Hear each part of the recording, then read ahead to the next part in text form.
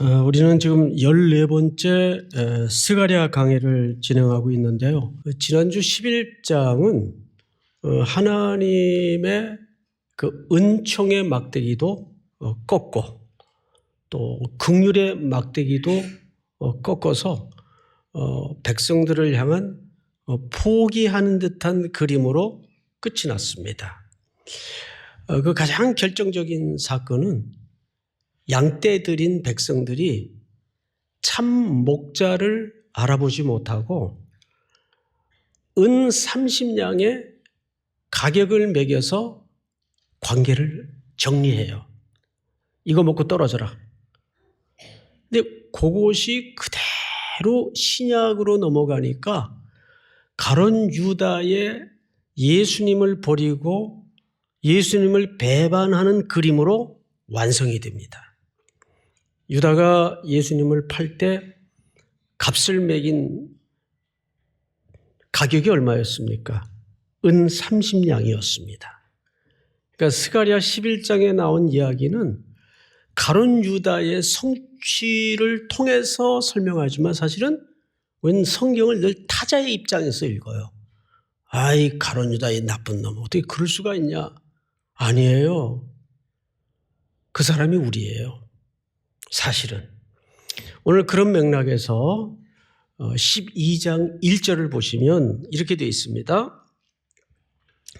이스라엘에 관한 여호와의 경고의 말씀이라. 여기 경고라는 말은 마사, 경고의 말씀이다. 그러니까 이게 또 오늘도 내용이 심상치 않겠다. 근데 항상 하나님의 재앙, 벌하심, 경고는 궁극적으로 재앙과 벌하심과 경고로 결론 지어지는 법이 단 한 번도 없습니다. 언제나 그 밑에는 하나님의 본심인 회복과 자비를 감춰놓고 있어요.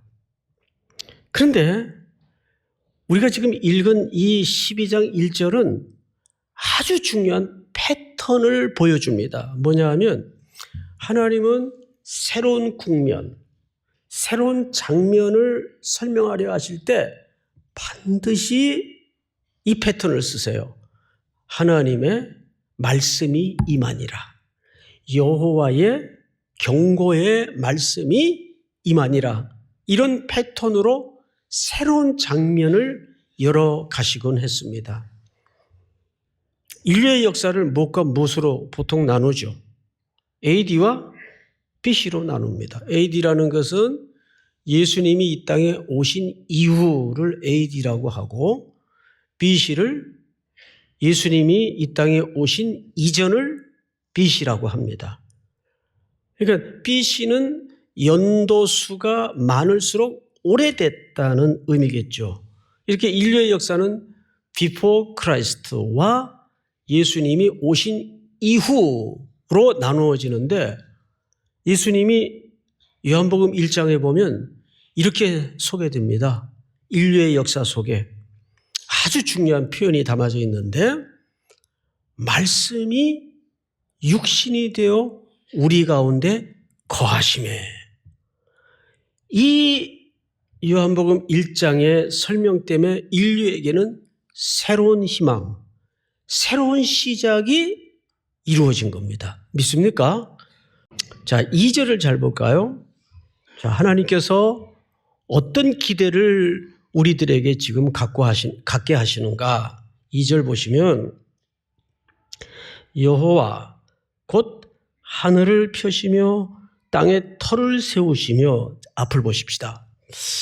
하나님에 대해서 소개를 하는데 하늘을 펴시고 땅에 터를 세우시는 분으로 소개를 해요. 자, 그러면 하늘을 펼치시고 땅에 터를 세우는 이미지로 하나님을 소개했다면 어떤 하나님을 소개하고 싶은 걸까요? 창조주 하나님. 맞죠? 창조주 하나님을 소개하고 싶은 거예요.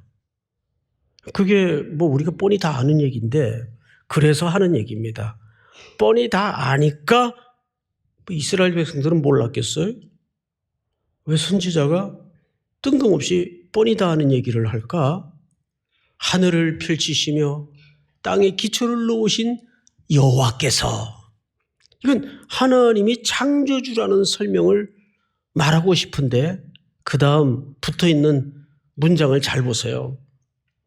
심령을 지으신 이가 이르시되. 자, 앞을 보실까요? 뭘 지으셨다고요? 심령. 이 얘기입니다. 11장에서는 절망스러운 인간의 모습을 소개했습니다. 그래서 천지를 지으시고 만물을 창조하신 창조주 하나님께서 뭘 만드시겠다는 거예요? 우리 심령을 새롭게 창조하시겠다는 겁니다. 여기 진짜 희망이 있는 거예요. 에레미야 선지자도 인간을 어떻게 소개했죠? 만물보다 거짓되고 부패한 것이 인간이라고 그랬어요. 인간의 마음이라고 그랬어요. 우리 인간의 의지를 시편 기자는 어떻게 소개하죠? 상한 거미줄 같다. 거미줄도 약한데 그 거미줄이 상해버렸어요. 그러니까 의지가 있다는 얘기입니까? 없다는 얘기입니까? 우리는 돌아갈 의지도 없고 회개할 능력도 없는 존재라는 얘기예요. 그래서 우리는 이제 도리가 없어요. 어디를 고치지 않는 한은. 심령을 고치는 정도가 아니라 하나님께서, 어떤 하나님이? 창조주 하나님이 우리 심령을 새로 만드시겠다는 겁니다. 그런데 새 창조의 진짜 목적이 여기 있는 거예요. 우리를 그런즉 누구든지 그리스도 안에 있으면 새로운 피조물이라. 이전 것은 지나갔으니 새 것이 되었도다. 할렐루야. 올 한 해도 여러분들이 기도할 제목이 많겠지만 우리 넘어져 봐서 알잖아요.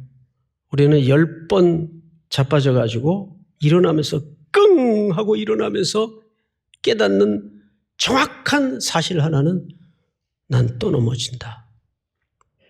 이거 고백하면서 일어나지 않습니까? 그래서 여기가 바뀌어야 돼요. 머리가 바뀌면 안 돼요. 여기가 바뀌어야 돼요. 근데 그 여기가 바뀌는 것은 무슨 수련이나 수양이나 명상이나 인격의 도야로 이루어지는 게 아니에요. 성령이 부어져야 됩니다. 믿습니까? 하나님의 성령이 내 안에 들어와야 돼요. 주인이 바뀌어야 된단 말이에요. 주인이. 결국 인간은 누구를 주인으로 사느냐의 싸움이거든요. 내가 내 인생의 주인의 자리에 앉아 사느냐, 내 모든 육적인 소양을 덜어내고 성령이신 하나님을 내 주인으로 모시고 사느냐, 이 싸움이에요.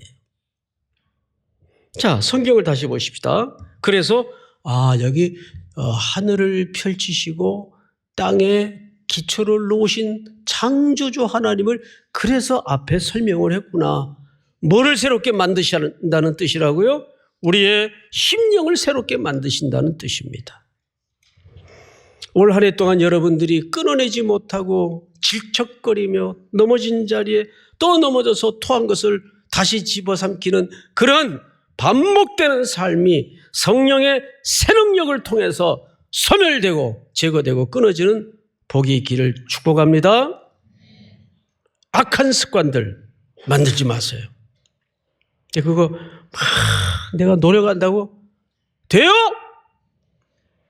화가 난 게 아니에요. 안타까워서. 안 되죠? 성령께 구해야 됩니다. 자, 이제 2절을 보세요. 2절. 보라, 내가 예루살렘으로 그 사면 모든 민족에게 취하게 하는 잔이 되게 할 것이라. 앞뒤 다 잘라내고 예루살렘으로 뭐가 되게 하겠답니까? 잔이 되게 하겠대요. 잔. 예루살렘을 하나님이 잔을 삼으시겠대요. 왜? 그 사면 모든 민족에게 취하게 하기 위해서.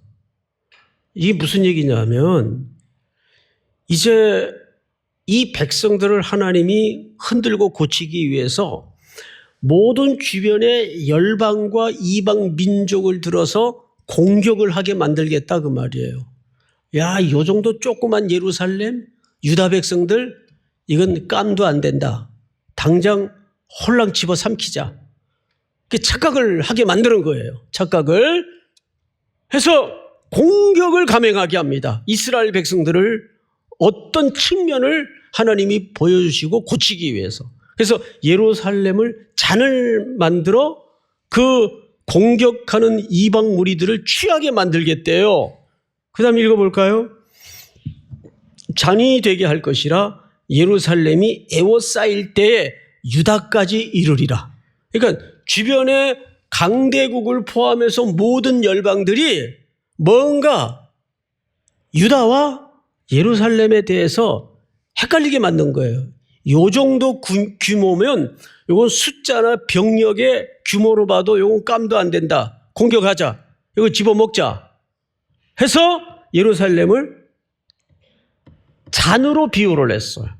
그럼 당연히 이들을 취하게 하겠다면 이 잔 안에는 뭐가 들었을까요? 술. 그 잔뜩 그거를 취하도록 마시는 겁니다.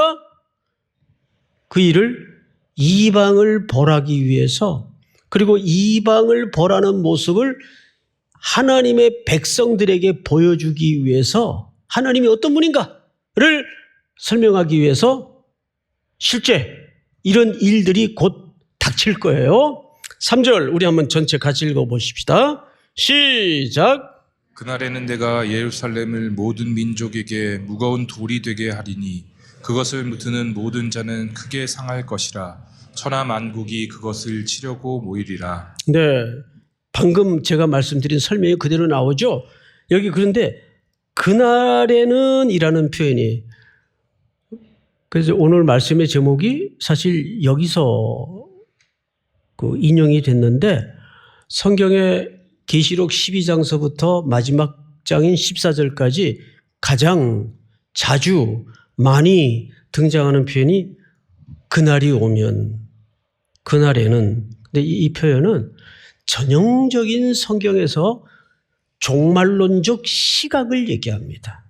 그날이 오면 우리 눈에 흘렀던 눈물을 닦아주시고, 그날이 오면 주를 위해 섬기다가 상처났던 내 손등의 상처를 치료하실 것이고, 내 안에 뻥 뚫리듯 실망하고 가슴앓이 했던 모든 것들을 하나님께서 회복하실 것이다. 우리 그런 기도 하지 않습니까? 그런 기대도 갖지 않습니까? 그러니까 여기서 그날에는 이라는 말은 종말적 시각을 얘기하는데, 자, 어떤 일이 벌어지는가? 내가 예루살렘을 모든 민족에게 무거운 돌이 되게 하리니. 그러니까 예루살렘을 이렇게 들 수가 없는 무거운 돌덩어리처럼 만들겠다. 그런데 이방과 열방들이 군마를 동원해서 이걸 들어서 치워버리려고 달려들어요. 달려드니까 어떻게 됩니까?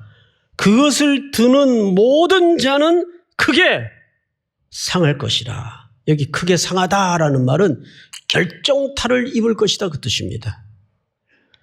하나님의 백성인, 하나님의 도성인 이 백성들을 건드리고 이 백성들을 들어서 뽑아버리려고 시도했던 모든 열방들이 그 돌을 들다가 전부 결정타를 입게 될 것이다.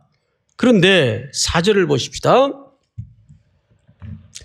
여호와가 말하노라. 그날에 내가 모든 말을 쳐서 놀라게 하며 그 탄자를 쳐서 미치게 하되 유다 족속은 내가 돌보고 모든 민족의 말을 쳐서 눈을 멀게 하리니. 자, 여러분 앞을 보십시다. 여기 내가 그랬어요. 이 내가 누굴 가리키는 거죠? 하나님을 얘기하는 거예요. 이제 본격적으로 이 백성을 고치기 위해서, 심령을 새롭게 하기 위해서, 새로운 눈을 갖게 하기 위해서 하나님이 개입하시겠다는 거예요.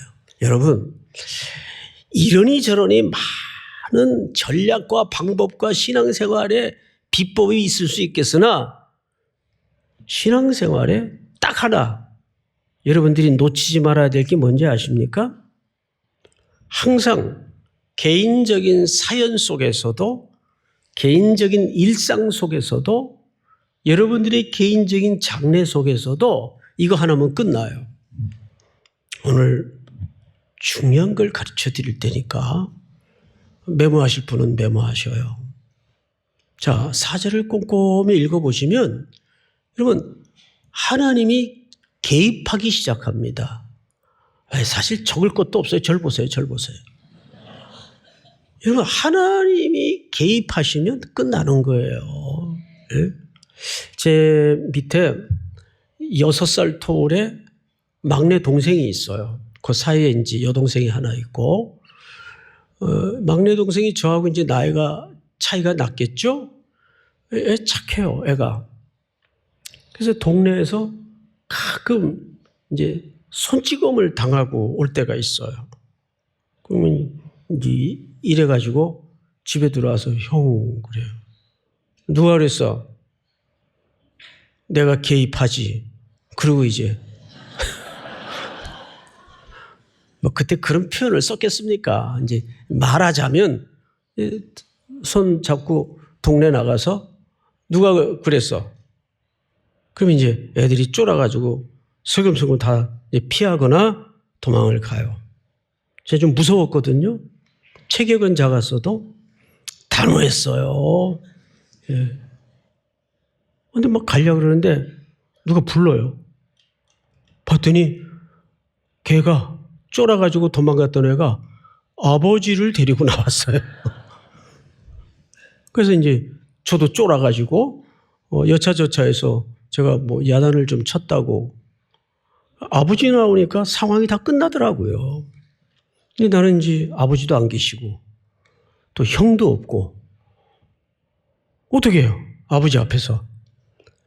그러니까 여러분들도 살다가 정말 주저앉고 싶거나 힘겨운 일이 왜 생기지 않겠습니까? 야, 이거 어떡하나. 부모한테도 말씀드릴 수가 없고 이건 나 혼자 처리해야 되는데 그때 저 밑바닥에서 여러분들의 신앙을 끈기 있게 붙들고 계시는 하나님께 신음을 토하듯 이거 한마디면 돼요. 아버지 어떻게 해요? 저 좀 도와주세요. 아버지 저 좀 살려주세요. 믿습니까? 여러분 하나님이 쉬지 말고 기도하라는 말이 무슨 뜻인지 아세요? 잠도 자지 말고 밥도 먹지 말고 일체 다른 거 하지 말고 숨만 쉬고 기도하라 그 얘기가 아니에요.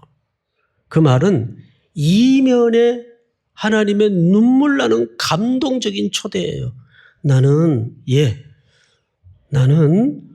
24시간 네가 무슨 얘기를 나한테 하는지 항상 주무시지도 않고 졸지도 아니하시고 깨어있는 아버지니까 언제든지 얘기해라. 새벽 2시도 상관없다. 1시도 상관없다. 나는 내가 무슨 얘기할까? 나한테 언제 찾아올까? 난 늘 깨어있다. 그게 뒤집어서 어떻게 표현했다고요? 쉬지 말고 기도하라 그 뜻이에요. 4절을 다시 보시면 그날에 내가 모든 말을 쳐서 놀라게 하며 그 말탄 자를 쳐서 미치게 하되 말들이 놀라고 미치고 지금 난리가 났어요. 왜 그런가 봤더니 놀라게 하며 그 탄자를 쳐서 미치게 하되 유다 족속은 내가 어떻게 하고 돌보고 앞을 보실까요? 아주 오늘 중요한 이제 본론의 표현이 등장을 하는 이 돌보다라는 말은 파카흐라는 단어를 써요. 파카흐 한번 따라서 해보십시다. 파카흐 겨울에 입는 파카 뭐 그 정도로 이해를 하면 발음이 같아요. 파카흐 이 파카흐라는 말이 돌보다는 말인데 원래 좀 의역을 한 거예요. 원래 파카흐라는 말은 이런 뜻입니다. 눈을 열어주시다. 야, 여러분 이게 얼마나 중요하냐면 지금은 여러분들이 아직 젊으니까 이 중요성에 대해서 그렇게 진득하게 뼛속 깊이 안 와닿을 겁니다. 하나님이 돌보시는 첫 번째 작업이 뭐냐 하면 우리 눈을 먼저 열어주세요. 근데 이 말들이 왜 미쳐서 날뛰어요? 눈이 먼 거예요, 말들이. 앞이 안 보이는 거예요. 그 반대 개념이 뭐냐 하면 하나님의 유다 택한 하나님의 자녀들은 먼저 돌보시기 위해서 눈을 열어주세요. 눈이 열어지면 뭐가 첫 번째 생길까요? 여기가 구렁텅이가 아니구나. 이 길로 가야 평탄하겠구나. 여기 길이 옳게 나 있네. 이건 먹어서는 안 되겠구나. 이건 먹어도 되겠구나. 이런 분별력이 생긴다고요. 그래서 여러분들이 젊은 날 뭐 이것 주세요, 저것 주세요. 그런 어떤 니즈에 대해서 구하는 것도 유의미해요. 그런데 더 본질적으로 여러분들이 기도해야 될 제목이 뭔지 아십니까? 첫째는 말씀이 임하도록 기도해야 되고, 두 번째는 하나님이 개입해달라는 하나님과 마주 앉는 태도가 있어야 되고, 오늘 여기 세 번째는 내 눈을 열어주시옵소서. 항상 내 눈을 열어주시옵소서. 그래서 거짓과 유혹과 가시덤불로 가득한 세상에서 내가 한 걸음이라도 헛디디지 않도록 도와주시옵소서. 그 눈을 여는 게 얼마나 중요한지 몰라요. 그게 하나님이 돌보는 거예요. 우리 눈을 열어주시는 거예요. 믿습니까? 세 가지 기억하세요. 첫째, 뭐가 임해야 돼요? 하나님의 말씀이 임하게 하옵소서. 두 번째는 하나님이 내 인생에 수시로 개입하여 주시옵소서. 내뱉고 들이시는 호흡 한 자락까지도 개입하여 주시옵소서. 여러분, 하나님은요, 이 세상에 화려한 것을 여러분들이 갖느냐 못 갖느냐에 관심이 있지 않아요. 여러분에게 관심이 있어요. 여러분에게. 제가 최근에 참 특이하고 재미있는 기독교 배경으로 한 소설은 아닌데, 뉴욕의 미술관에 어떤 젊은이가 형인가 누가 죽어서 시리에 빠져 있다가 내가 이래서는 안 되겠다 하고 경비원으로 취직을 한 거예요. 근데 이분이 거기 경비원으로 취직을 해서 모든 사람들이, 수십의 사람들이 거기 들어와서 그 수억짜리, 수십억짜리 미술품을 보는데 아무도 자기를 주목하지 않아요. 아니, 미술관에 가서 경비원을 이렇게 주목하는 사람이 누가 있겠어요? 아무도 주목받지 못하고 아무도 주목하지 않는데 거기에서 드디어 자기의 존재의 가치를 깨달아가는 굉장히 특이한 소설이에요. 그걸 쭉 읽으면서 그렇지, 세상에 당장 눈에 보일 때는 귀한 것도 많겠고 화려한 것도 많겠지만 하나님은 무지랭이 같이 보여도 나에게 관심이 있을 것이다. 그래서 여러분들의 스토리가 누구의 스토리가 된다고요? 하나님의 스토리가 되는 거예요. 믿습니까? 하나님은 여러분들에게 관심이 있어요. 오늘 이 말씀이 여러분들이 올 한 해를 달려가는데 깊은 울림이 되고 원리가 되고 기도의 제목이 될 수 있기를 주의 이름으로 축원하고 축복합니다.